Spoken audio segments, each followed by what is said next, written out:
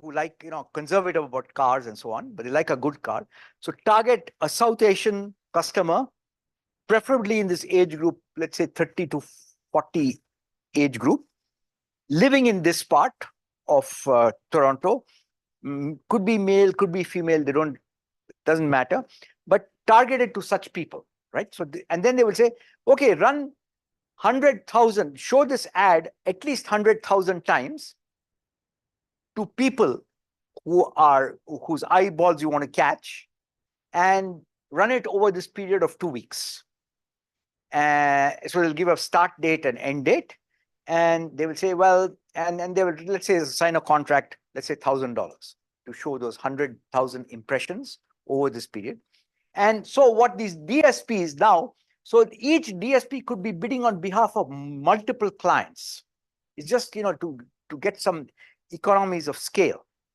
And so they will bid, and they'll pass their bid to the ad exchange, and the winning bid is going to have the right to display.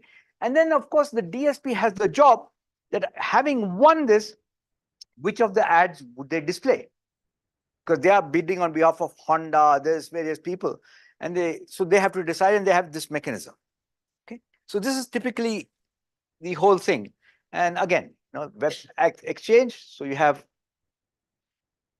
various bids, and you can see here, this guy is going to win and gets a chance to show their ad at that time.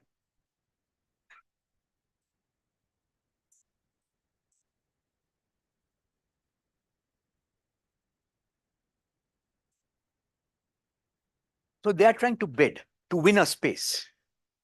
And when they win the space, they will decide which of these ads, which of the ads they will really show. Yeah.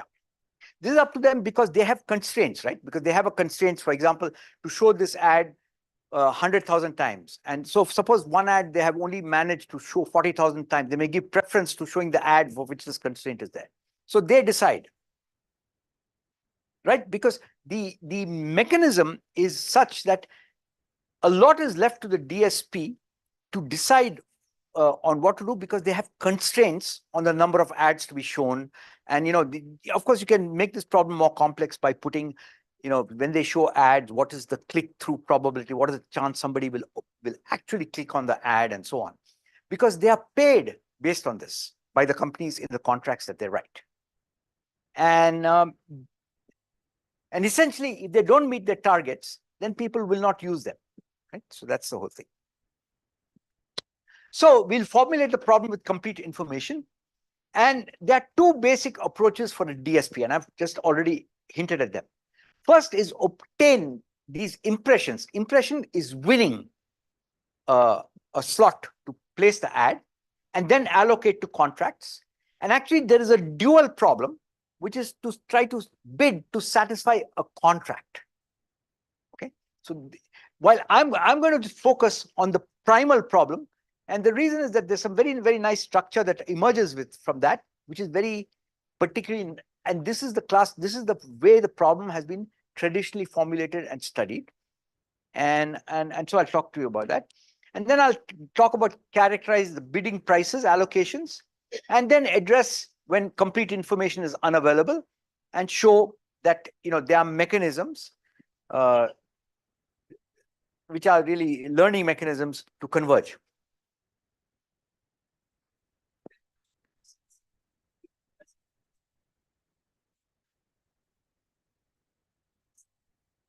Yeah, how to allocate. That is, once you win, what to do.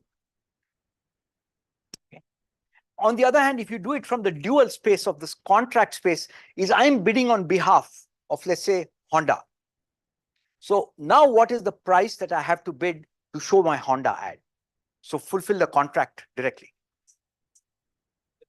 Yes, that's why you're doing it in vacuum. You cannot do it in vacuum. And the mechanism is that the highest bidder wins and pays the second highest price. So one of the interesting things about this problem is it's a problem with what are called censored observations. I only know the price when I win. If I don't win, I do not. All I know is somebody bid higher than me. That's the only information that I have. Okay. Okay.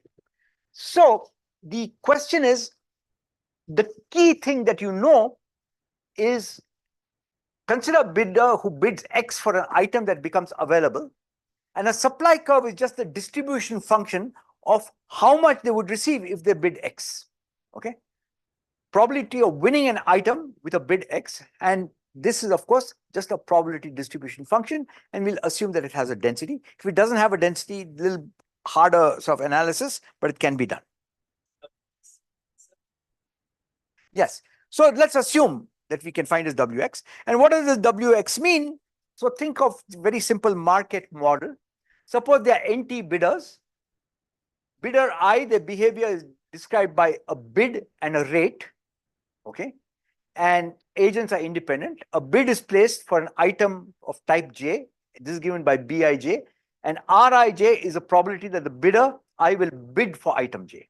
Okay, and then what happens is that if one does just a very simple, so let's assume everybody is independent. Since the winner is the individual substituting largest bid, let Wj denote the maximum of these bids. And then the probability that an exogenous winner would win an item of type J if they're placed is called this probability Wj less than X. And you can compute what this Wjx is in terms of all those parameters that I talked about. Okay. So this is just a motivating example, but really, and on the supply side, what you have is bidders arrive Poisson rate rho. NT is therefore the number of bidders at any time is just an MG infinity process. And by knowing all of this and knowing that there exists this random bids that are taking place and probabilities of winning, you can compute this function Wx, but for that you need all the information. But this is really how this supply curve is coming. So Wjx is the probability of winning that item with a bid X. Okay.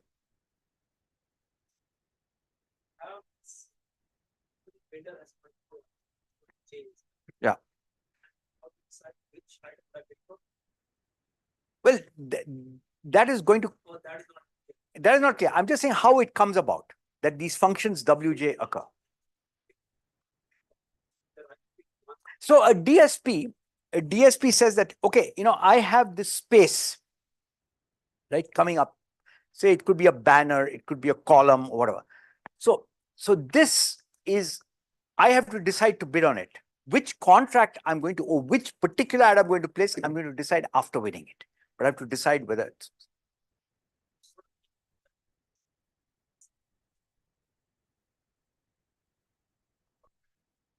Yes, that's what we're taking into account. Yeah, and I'll proceed. I know as I proceed, it'll become clear. So this is just a sort of the motivating thing of how these things arise. Okay, so think, you know, so we are looking at a sort of average cost case, and the average cost case, given that you bid xt at time t, written in terms of the Wj function, is just written at this over a period 0 to t. Now, one of the interesting thing about this problem is that you have contracts over different periods, right? T1, T2, so say T1 to T2, T1 prime to T2 prime, and so on and so forth. You have these various contracts. They could be ending and beginning at different times. Okay. The key thing, that structural thing that emerges, is that any time when you bid, only the number of bidders at that time matter. So it becomes really a static one period problem and not a dynamic problem. So although you pose the problem in a continuous time manner, it's really looking at every time you bid, look at how many of the contracts are valid for that time period and bid. Okay, so this is typically a measurement. So the targeting group one and target. So what do we mean by targeting group? A targeting group is a set of attributes you want to associate for showing that ad. So like I said, it could be based on age, sex, location, and so on, income group, and so on and so forth. So these are two targeting groups. These are the bid values, and these are the number of impressions that you would get. These are the measured supply curves from actual data run on the thing. So you see it has the form of this probability distribution that you want. Of course, you have discontinuities here. And in the theory, the first part, I'm just going to assume that it's differentiable, but you can work out the theory for this too. What? Well, it could be, that the reason is it's just a distribution function, and there are no bids arriving in here. So this, next thing is observed. Okay, so now let's put the formulation of the problem. Well, so there are M types. So there are M types of requests to fulfill. These are called the targeting criteria. There are N campaigns or contracts, and I'm looking at this whole problem from the perspective of just one DSP. So the one DSP has N contracts that they have written with various companies, and there are these targeting criteria so a given contract can target multiple criteria. You don't have to just target one criteria. So there's no one-to-one mapping. Okay. So for example, you could be satisfied with South Asian 30 to 40 years old without specifying male or female, or you could put another attribute and so on and so forth. So I said without loss of generality, you can have a contract of duration 0 to TI. And AI is the set of item types that can be allocated to contract I. So AI is just the, which of these targeted ones that you win can be allocated to them. And CI is the number of impressions required by the contract by time TI. In other words, at least CI impressions must be obtained by the ith contract. And again, you can assume these contracts are just ordered in terms of their endpoints, all starting at 0.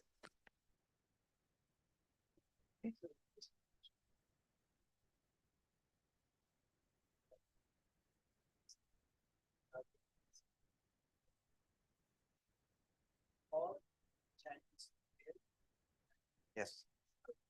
There are different targeting criteria. So a given thing can be satisfied by multiple targeting criteria. You don't have to be the same.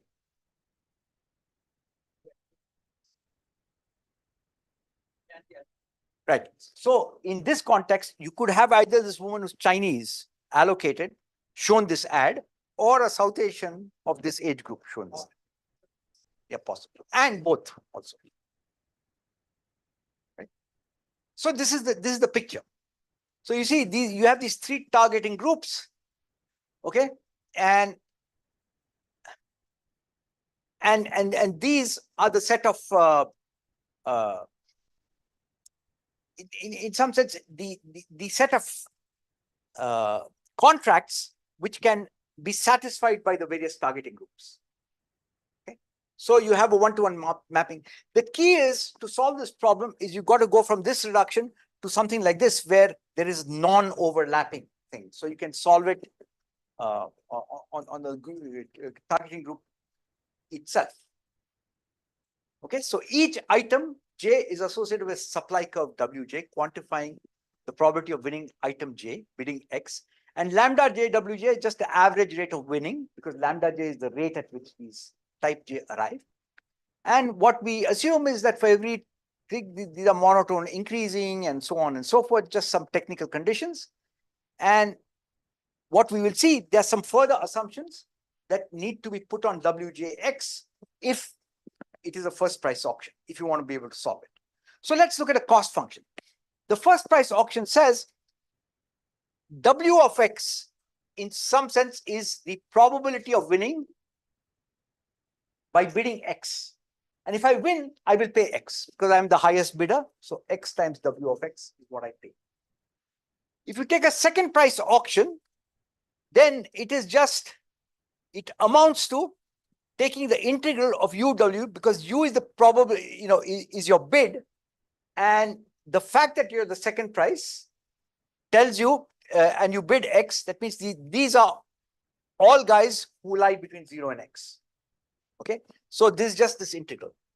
And so immediately what you see is that the second price you will pay if you run a second price auction is less than what you would pay in a first price auction as a bidder on average. Okay. So now you can formulate the problem. I'm just putting something. So the goal is to find a bid path over these various time frames, an allocation path, and I'll tell you what I talk about allocations.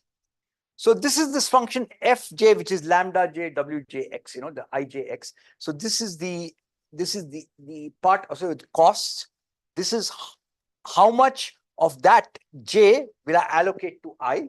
This is the cost also with I. Then you have the constraints for I, which is gamma ij wj, and the obviously you cannot allocate more than the available, so summation gamma ij is less than 1 and this is greater than or equal to 0. So this is the formulation of the optimization problem. And although this is a continuous optimization problem, if we order the contract durations, then on any interval ti plus 1, we need to only consider the contracts that are active in that interval to bid, because we are going to assume some sort of a stationary scenario with respect to these arriving distribution wjx. Okay. Okay. So you can also modify this whole formulation to include kind of click-through rates, which is putting this bij, which are conversions.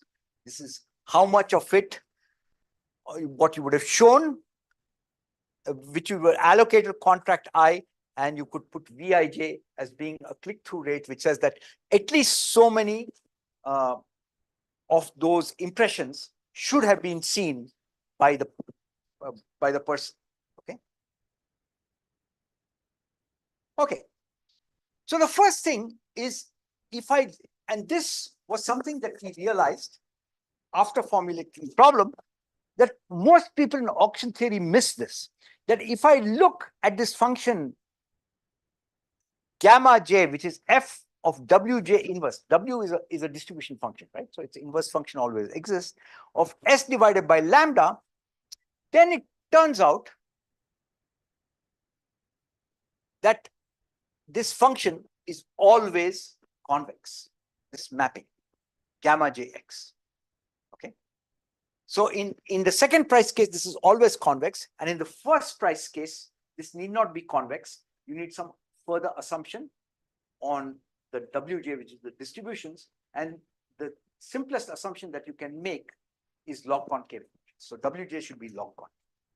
Then in which case, this acquisition function, yeah, lambda j of s will be convex. And what is this convexity? So you can write this as a convex optimization problem. Lambda j this, subject to these constraints. And this constraint says that the total allocated must meet your supply, and so on and so forth. So what happened is that by solving this optimization problem, you can find xj, which is just sj divided by lambda j w inverse, which is the bid that you would have put. And it's a convex optimization problem. And the problem is, it's a very nice problem, which we can make use of because we can use a lot of algorithms like ADMM and so on.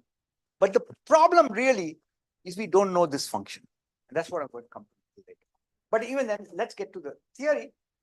So furthermore, you can, since you have this constraint, supply constraint, Rij is equal to Sj, you can rewrite this as an optimization problem in Rij. And this Rij is really the number of items of type J that should be acquired to meet the constraints. Okay, so you can write this optimization problem. And once you have the Rij, you can go back and get the bid. Okay, so you can look at the optimization problem in this space. Okay, so the key thing, of course, we use is this is a convex function, but the key observation to make is that the derivative of this gamma is precisely the W inverse Q, which is really the bid. Right? So the derivative of this function is this, but you don't know the function. But I'll come to that a little later. So of course you can make things, you can reduce dimensionality by looking at Aij. This is the set of all j to which you can allocate things from I, and Bj is this set of all contracts to which you can allocate what you win. Okay, and typically what happens is that the dimensions are much more reduced. So these are what are called usable items and fulfillable contracts. Okay, so you do a little bit of analysis, and the only assumption you made is that really the rate at which these ads come or these item types come is sufficient to be able to fulfill your contracts, because otherwise you don't have a solution. And the question is, how is this a good assumption? And the answer is good, because they are about typically, right, in a minute, over 1 million things of each type that appear. So so we have a large amount of supply. So anyway, so what happens is, notice this Rij is a non-square matrix, and so there can be multiple solutions to this problem. And so if you want to solve this optimization problem, you've got to do something easy. You got to do something to get you out of that situation.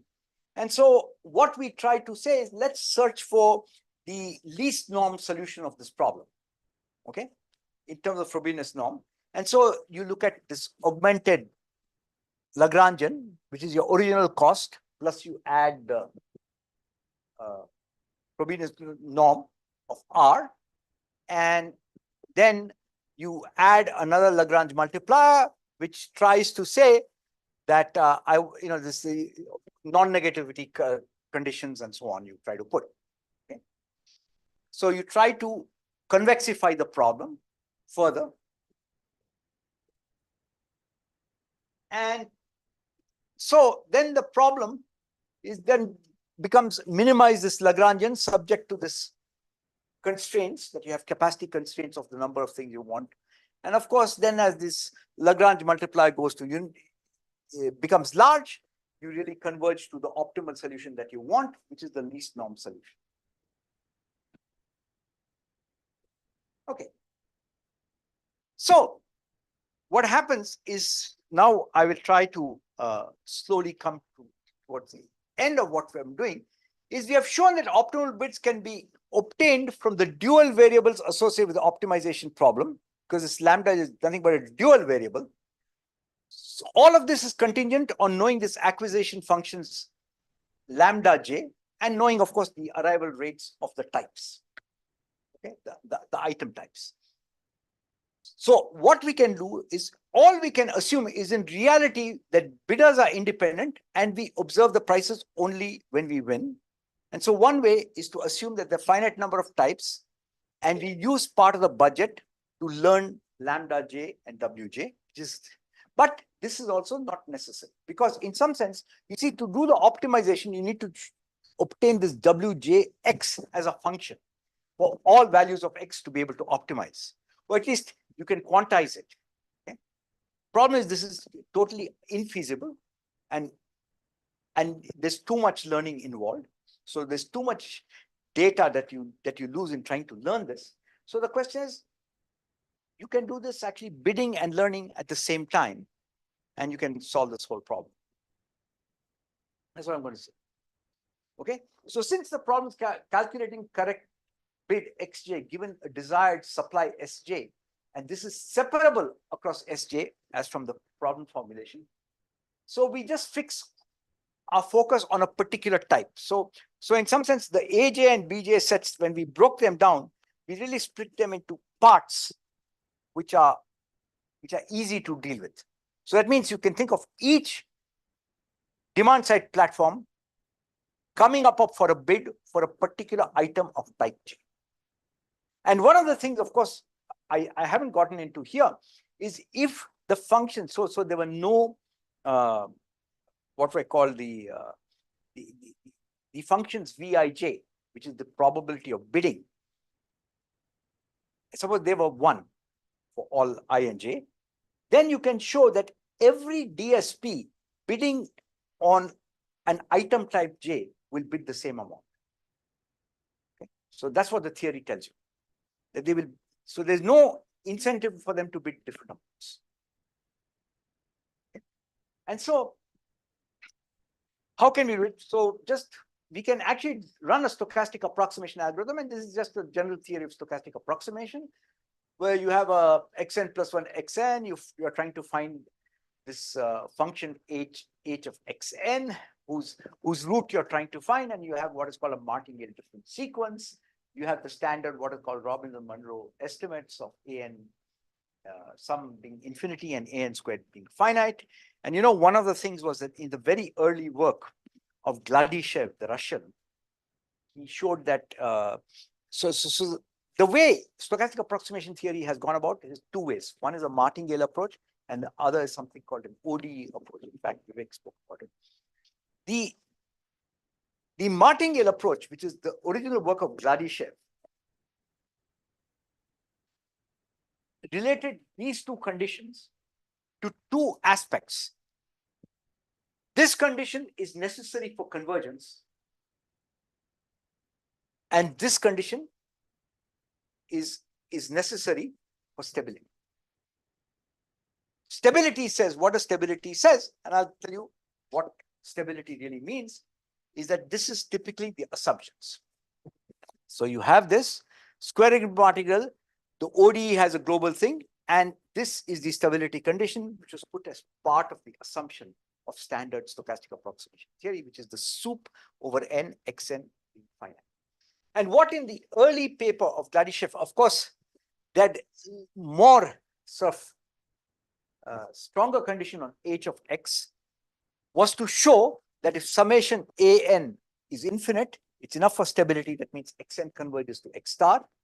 And if you have an squared being finite, then this condition just. So this is really a statement of stochastic approximation theory as is known in the work of Robinson-Monroe.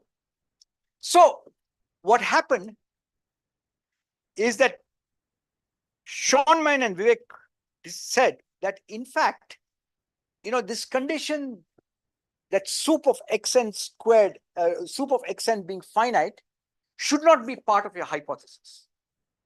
Okay? It should be the outcome of it. So it should come as a conclusion of the convergence theorem.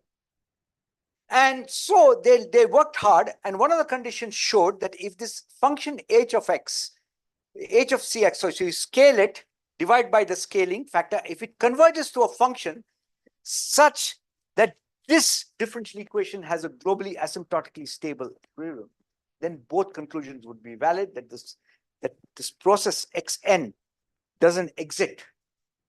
Okay, so it remains finite and you get convergence. So what the previous sort of assumptions meant, why did this was like saying that you're all the time projecting your solution onto something finite, and then once this sort of projected algorithm will converge. So Vivek and Sean said, let's get rid of this and try to see what happens. So now, but if you look at our problem, it turns out that this function hx of h infinity of x turns out to be 1. And so dx by dt equals x. This is not globally asymptotically stable. So simply you cannot apply the standard theory. And it turns out that there is a very nice piece of work due to Karandikar and Vidyasagar called inverse Lyapunov theory. And I'll just give you a basic statement of what they say. So if you look at this stochastic approximation, so same one. So let's assume that this has a unique solution x star. H is Lipschitz, Robbins-Monroe conditions. Martingale difference has, so martingale difference equation, this sort of martingale difference grows as a quadratic. And there exists a Lyapunov function of class, a quadratic Lyapunov function for which h dot equals, which is a Lyapunov function for x dot equals h of x. And then what happens is that there exists this constant and there exists such a function, then you will get convergence. Okay, so this is, in some sense, they got rid of that soup of xn and this h infinity cx by, or h cx by c limit to be h infinity to be something which is, if you think about it, x dot equals h infinity x to be globally asymptotically stable means its eigenvalues are the left. Okay, so there are two aspects to solving this problem, this bidding problem. The first is to obtain the bid, and after winning the bid, we have to allocate it to a proper contract. So there are two aspects to this problem. And to solve this, we need to find an algorithm to find the allocation Rij of allocating items of type J to contracts J. Okay. And to this, you can do another stochastic approximation on it. So you need a 2-time scale stochastic approximation to solve this. And so you run the first algorithm to try to get the bid, and the second algorithm to try to allocate. And you have one which is working much faster than the other. So here you have Bn by An going to 0, and then the usual sort of martingale difference condition, which you can show are valid in the problems that you're dealing with. Why? The reason is, you see, we are looking at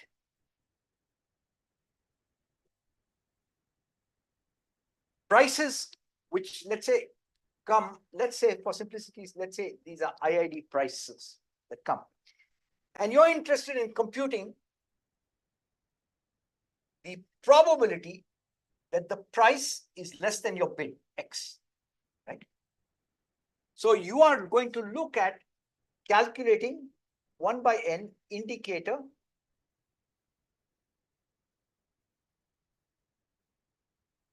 if pk less than X. You're going to try to compute this type of average.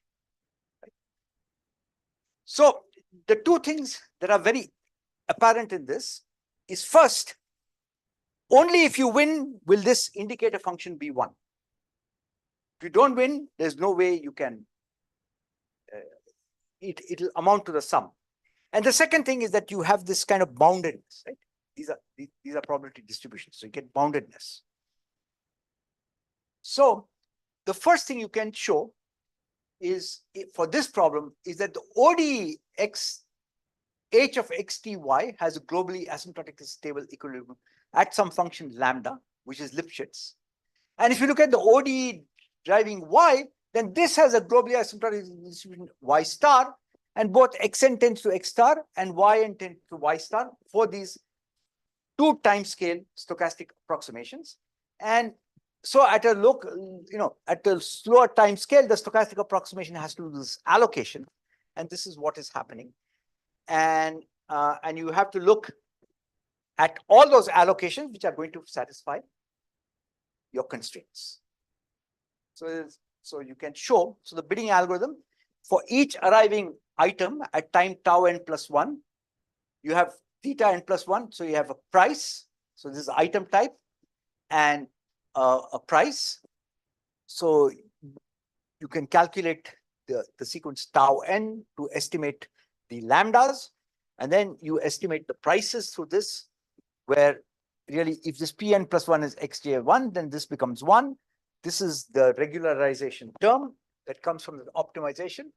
And then you do the second gradient step for allocations, which you run this stochastic approximation. Then you take this, you perform the projection of this onto this set SC, where the constraints are met. And then you keep track of the total supply target. So this is your total algorithm that you have to run. And what it says is, under the adequate supply hypothesis, as well as suppose that Bn and An satisfy Robbins-Monroe condition and Bn by An goes to 0, then the iterates converge almost surely to the solution that you want. And the question is this convergence rate good enough? Again, I've said that the order of the number of items and the number of observations that you get in a minute, right, is of the order of several hundred thousand. So you can converge very fast. Mu is, mu was, I performed the modified Lagrangian to get the least norm solution. So it was related to that. It was really projecting these things. Okay. So this is based upon what is called the IPNU data. This is actual data that the data set provided for these functions. And so you have performance metrics, spend over item fulfilled. So if you take a first price auction, it was 1. So you achieved it. The second price auction, you got 0.996 and so on and so forth. So this is a simulation. So roughly the fulfillment of these contracts, because after all, I have taken an average, right? I've taken an average cost per unit time cost criterion, as opposed to taking the average over the entire horizon. So the mean fulfillment is 0.895 in both cases. And this is typically how the simulations run. And so the idea is that rather than trying to get C, try to aim to get 1 plus delta C, so that hopefully you will reach C in your ultimate fulfillment. And again, so here's an example. You have 1, 2, 3, 4, 5 types of items arriving. These are the costs, the prices, and then you have 6 contracts, and you have these sets AI and set CI. So you have AI, these are the targeting sets. That means contract I can be satisfied by item type 1 or item type 5 and so on and so forth. These are various contracts, and these are the contracts of numbers to be satisfied. And when you run it on, this is done on data which is done from that IPNU's data set. See, you get very remarkable and fast convergence of the costs and acquisitions. So from here, you're getting the right bid.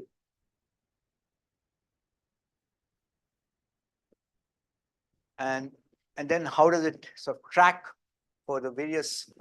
See, the goal is, of course, because you want to, this is a contract that you want to write, right? Your goal is to minimize your costs, because the way DSP will write its contract is that, suppose you're paying me 10,000, I want to know how much it's really going to cost me to run this auction for you. And suppose it costs me 8,000, I will write the contract with you because I'm guaranteed a profit of 2.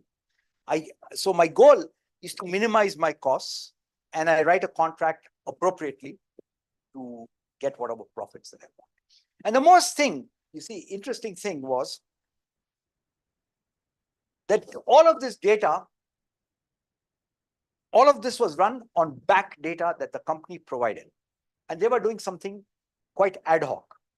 So if they were winning now, then they would lower their bid for the next instant to see whether they could, get near this thing, because their goal was to spend less, and so on. So they were doing this very ad hoc. And if they were lost, then next time they would increase the bid and so on and so forth. So when doing this theory and actually running it on the past data that they provided, we showed that they could have made at least 60% profits higher. So a little bit of math, understanding of the problem, helps you to really do something which is nice. So with this, I'll just conclude and give you some of the key references.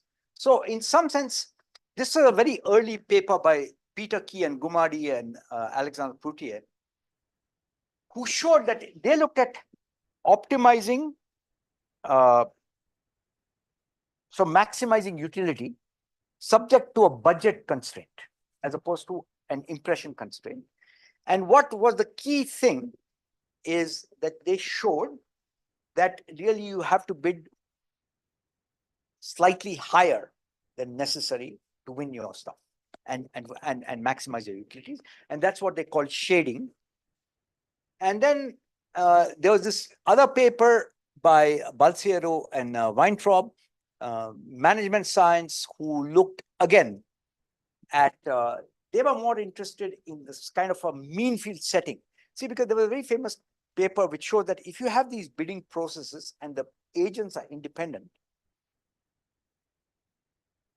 and you're bidding and choosing the highest bid, but the price of the thing is the second highest price. Right? What they showed is that this price variable functions as independent points. Okay, so you get independence across prices. And so Balsier and all this paper tried to this, but they only considered one targeting group. So there was no question of winning the bid and then allocating it, just winning the bid. And then later on in this series of works with Peter Marbach, we formulated, sort of tried to formulate the problem from the perspective of the DSP. And sort of, I think now we have a good understanding of both the algorithmic aspects in this. For example, one of the things I just said, you can also bid in the spaces of the contracts as opposed to the spaces of the items. In this case, we bid in the space of items. So after you win an item, you have to allocate. You can bid in a contract which says that, well, you just want to fulfill the contract. So if you do bid in the space of contract, there's some very nice, again, structure that emerges from this convex duality problem. And one of the things that appears is that if you're bidding on a contract, then any of the item types that satisfy you, you will bid the same amount. You will not bid different amounts on different item types, okay, and things like that. So that paper we're writing up, and these are sort of the references for anybody who's interested, but just send me an email, I can send you all the references. Okay? So with that, I'll stop. Thank you.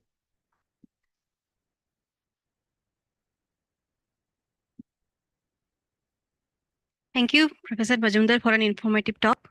So are there any questions? So you have a two-time scale stochastic approximation, and the study of the convergence speed was essentially empirical, right? You just sort of showed the curves. So is there any analysis of that? You see, it depends on these ANs and BNs that you choose. I know, but now if you choose AN as the classical 1 by n, then your convergence rate is 1 by square root n, typical type of convergence rate, right? If you choose AN to be, let's say, n raised to some other power, such that some, then you'll get you actually get convergence rates out of that. I mean the joint convergence of the two-time scale. AN. Well, you see, I have not done that up. I have not done that. But I don't know whether there are results available for the joint convergence. Because basically what is happening is in the convergence of the slower time scale, it is assumed that the one on the faster time scale has converged, at least in the analysis, right? So then the convergence rates would be really related to the law of large numbers in that context. There are two phenomena. I think the faster time scale has to converge to stationarity. Almost and stationary. You have and that error needs to be taken into account. Yes. The slower one also needs to. Yeah. So that's why you see you need both these conditions to hold.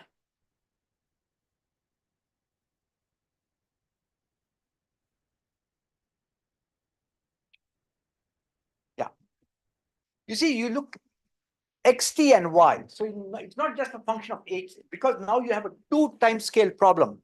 You have this function h of x and y. And so you need global asymptotic convergence of that joint function, right?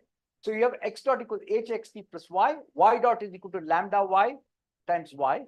And you have to show both of these have a joint, globally asymptotically stable.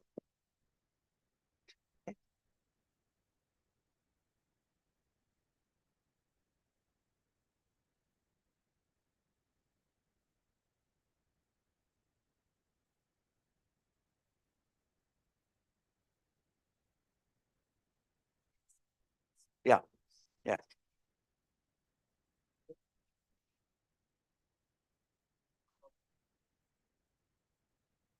Yeah, it's no, this has to do with the fact that, because of convexity properties that hold.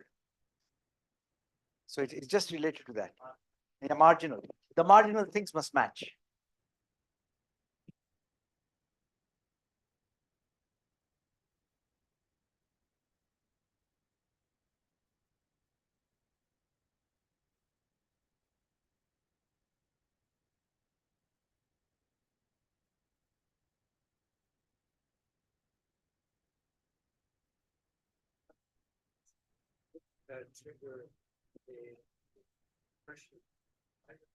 No, you begin to target a higher allocation rate. So you begin to allocate more to those. Of course, and the corresponding things. Yeah, and therefore you want to, and therefore, since you're solving this constraint problem, as you're far away from your constraints, your bids will become higher. So this is all embedded in the formulation.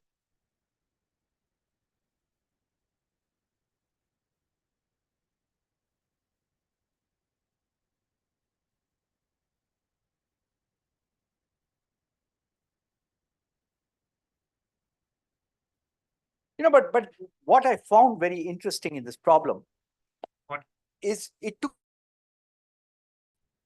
to even understand how to formulate it, right? And then once we had understood it, even then, the theory is not very hard, right? Once you realize, but what is very amazing is this, what we call this function gamma T. It has nobody in auction theory realized the convexity of that function. And in fact, the bulk the